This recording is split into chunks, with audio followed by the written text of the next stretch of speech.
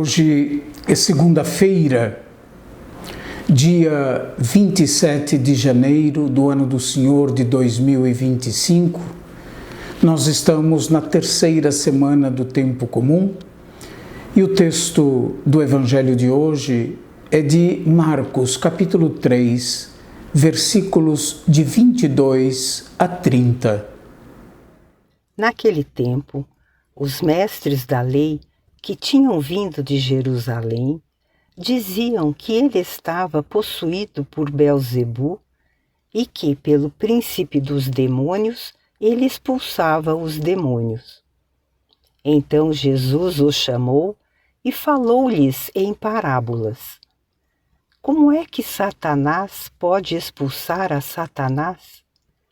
Se um reino se divide contra si mesmo, ele não poderá manter-se. Se uma família se divide contra si mesma, ela não poderá manter-se. Assim, se Satanás se levanta contra si mesmo e se divide, não poderá sobreviver, mas será destruído. Ninguém pode entrar na casa de um homem forte para roubar seus bens, sem antes o amarrar. Só depois poderá saquear sua casa. Em verdade vos digo, tudo será perdoado aos homens, tanto os pecados como qualquer blasfêmia que tiverem dito. Mas quem blasfemar contra o Espírito Santo nunca será perdoado, será culpado de um pecado eterno. Jesus falou isso porque diziam, ele está possuído por um espírito mau. Levando em consideração o contexto literário, os textos anteriores ao texto do dia de hoje, esses outros textos anteriores nos permitem ter o pano de fundo a partir do qual é feita a acusação pelos escribas oriundos de Jerusalém de que o espírito de Beelzebu é o que movia Jesus. Efetivamente, o modo como Jesus interpretava e punha em prática a lei de Moisés não só punha em crise, como fazia desmoronar o sistema de pureza e a prática da lei, pautada por um rigorismo tal que mais adiante, no mesmo Evangelho de Marcos, Jesus dirá ser tradição humana. Uma tradição humana que deixa de lado o mandamento de Deus. Nós o veremos quando iremos comentar o capítulo 7 do Evangelho de Marcos.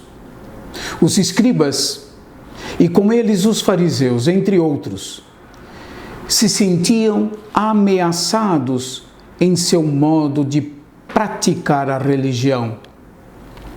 A esclerocardia deles, a dureza de coração, lhes impedia de questionarem o seu próprio modo de viver a religião.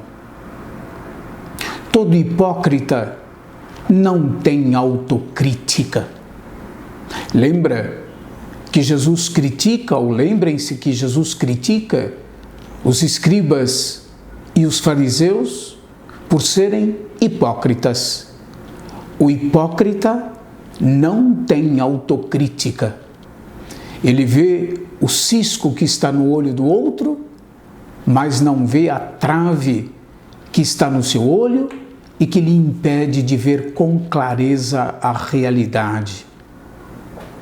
Os escribas e com eles os fariseus, como eu disse, se sentiam ameaçados por causa da dureza do seu coração, no modo como eles praticavam a religião. E um grupo dentre eles praticavam a religião utilizando-se da hipocrisia, a esclerocardia deles, a dureza de coração, lhes impedia, como eu acabo de dizer, de questionarem o seu próprio modo de viver a religião.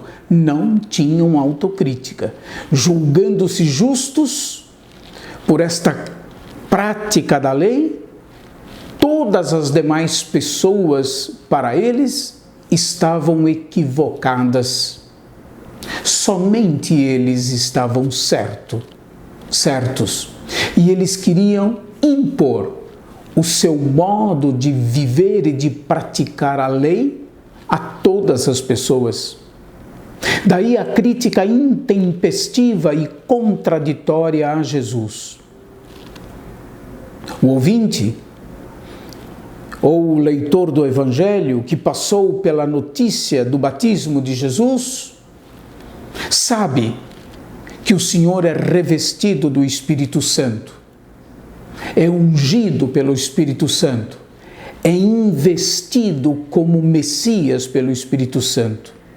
E por isso não pode admitir o leitor do Evangelho, a não ser como absurda, a acusação dos escribas de que é por Belzebu que Jesus expulsa os demônios.